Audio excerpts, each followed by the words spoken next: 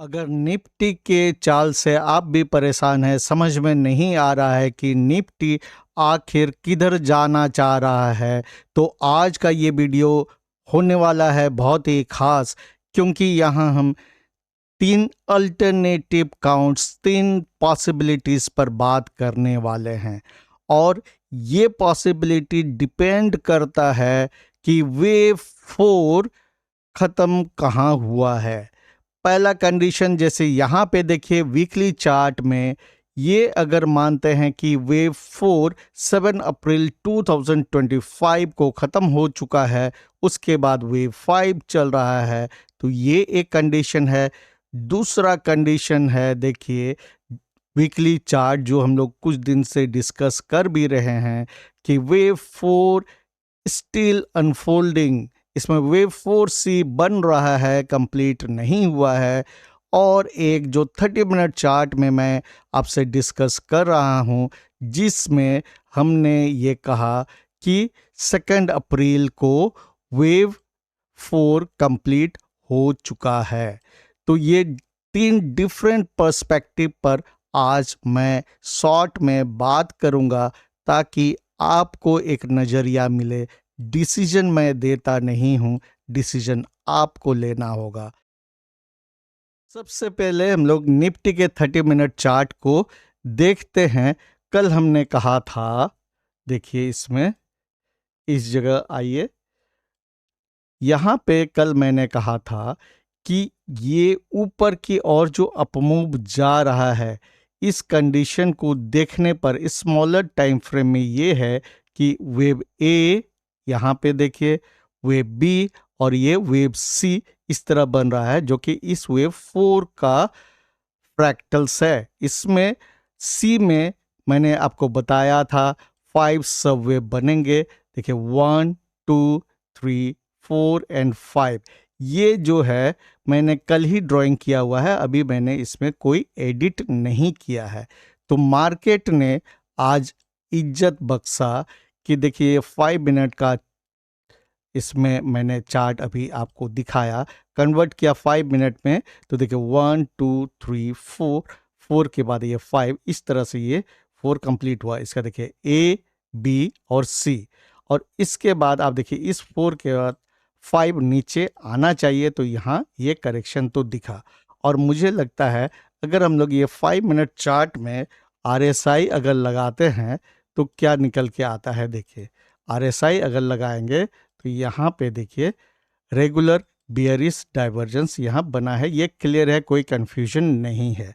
Regular bearish divergence ये show करता है कि यहाँ से जो अपमूव हुआ वो यहाँ कंप्लीट हुआ है, और स्मॉलर फ्रैक्टल्स इसको वेरीफाई कर रहा है। यानी अभी भी ये जो मैंने 30 मिनट चार्ट एनालिसिस करके आपको दिखाया था, वो इनवैलिड नहीं हुआ है। इसके हिसाब से मैंने क्या कहा था, वेव 2 अगर बनना है तो ए, इसके बाद यहाँ पे देखिए ये बी है और ये सी है। सी 5 सबवेव स्ट्रक्चर होगा। तो जो पॉसिबिलिटी मैंने बताया था 1 2 3 4 और 5 इस तरह आना चाहिए। तो ये इस गैप को जो 23,153 में बना हुआ है, इस गैप को भरेगा। जो अगर यहाँ से 23,000 और 23,153 के लेवल से ये अगर ऊपर जाता है, तो हम लोग ये सोच सकते हैं कि 2 अप्रैल को वेव 4 खत्म हो चुका है। अगर 23,000 यहाँ से ब्रेक होता है और मार्केट नीचे की ओर जाता है, जो ये ड्राइंग मैंने किया हुआ है कल का ही, मैं आज कोई ड्राइंग नहीं कर रहा हूँ, तो ये अगर नीचे जाएगा तो फिर हम लोग जो वीकली चार्ट में बात कर रहे थे कुछ दिनों से, वो होगा। यानी वेव 4C बन रहा है, वेव 4 कंप्लीट नहीं हुआ है। इसका कंडीशन यही है कि वेव 4 अगर 2 अप्रैल को कंप्लीट हुआ है तो इस तरह से पॉसिबिलिटी है। अब हम लोग बात करेंगे वीकली चार्ट पर, जिसमें फिर से दो व्यू है। एक ये कि यहाँ पे देखिए कि वेव 4 अभी कंप्लीट नहीं हुआ है, दूसरा ये कि वेव 4 7 अप्रैल 2025 को कंप्लीट हो चुका है।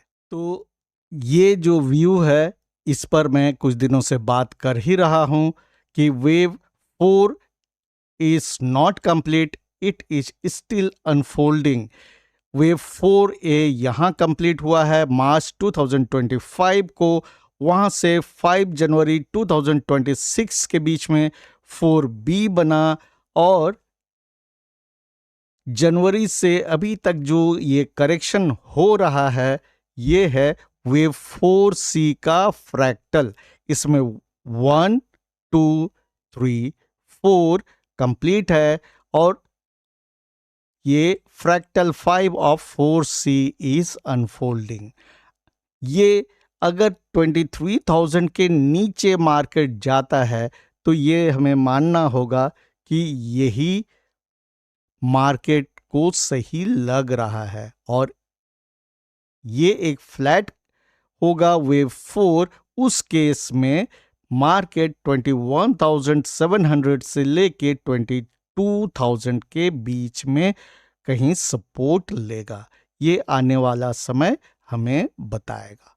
अब इसके बाद तीसरा पर्सपेक्टिव वीकली चार्ट पर मैं आपको बताऊंगा, जिसमें कंडीशन ये है कि वेव 4 इस जगह में, इस लो जो कि 21,743.65 का है, ये 7 अप्रैल 2025 को वेव 4 कंप्लीट हो चुका है अगर, और उसके बाद से वेव 5 चल रहा है, तो ये किस तरह होगा इसके बाद उस पर डिस्कस करते हैं। अब तीसरे पर्सपेक्टिव पर आते हैं। ये वीकली चार्ट है निफ्टी का, और मैंने long term Elliott wave analysis में आपको बताया भी था।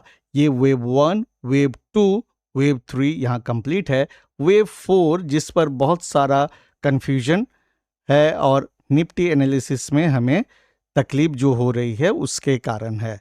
अगर इस में ये मानते हैं कि 7 अप्रैल को वेव 4 कंप्लीट हो चुका है, तो उसके बाद से ये वेव 5 चल रहा है। ये तीसरा पर्सपेक्टिव है।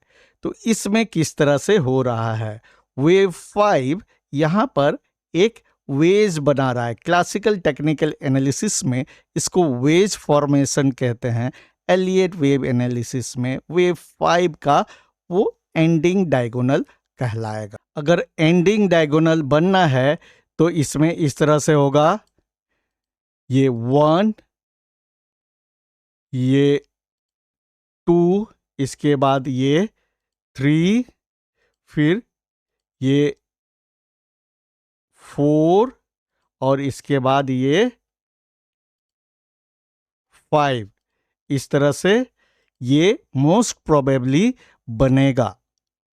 तो आप एंडिंग डायगोनल में कंफ्यूज नहीं कीजिएगा, उसमें बहुत तरह के इंटरनल स्ट्रक्चर होते हैं। आप गूगल करके देख लीजिएगा तो आपको समझ में आएगा ये पॉसिबिलिटी भी है।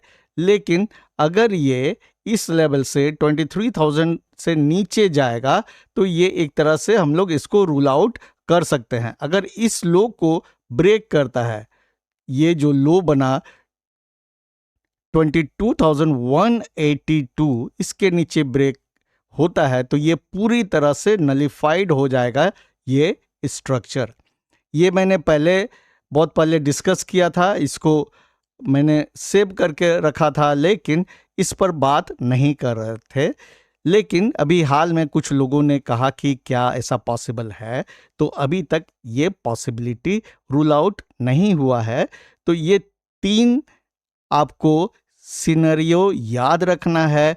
एलियट वेव ऑफ निफ्टी, इस काउंट में आपको ये 3 पॉसिबिलिटीज है। अब ये इंपॉर्टेंट होगा 23,000 का लेवल, वो ब्रेक होता है या वो प्रोटेक्टेड रहता है।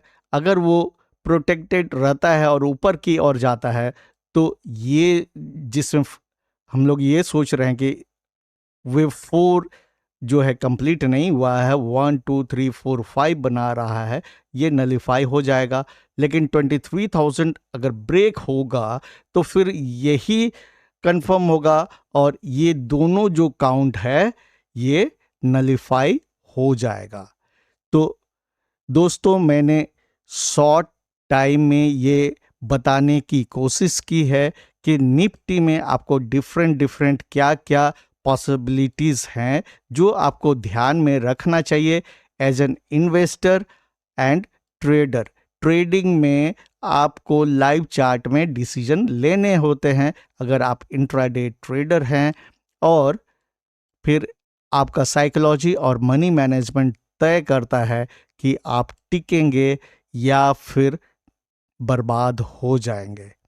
तो उम्मीद है आज का वीडियो आपको एक लॉन्ग टर्म पर्सपेक्टिव और एक पैनोरामिक व्यू देने में सफल हुआ। अगर ऐसा है तो वीडियो को लाइक और शेयर जरूर कर दीजिएगा, और जिन दोस्तों ने अभी तक चैनल को सब्सक्राइब नहीं किया है लेकिन चाहते हैं सीखना, तो चैनल को सब्सक्राइब करने के बारे में जरूर सोचिएगा। तो मिलते हैं नेक्स्ट वीडियो में, तब तक के लिए keep learning and stay safe.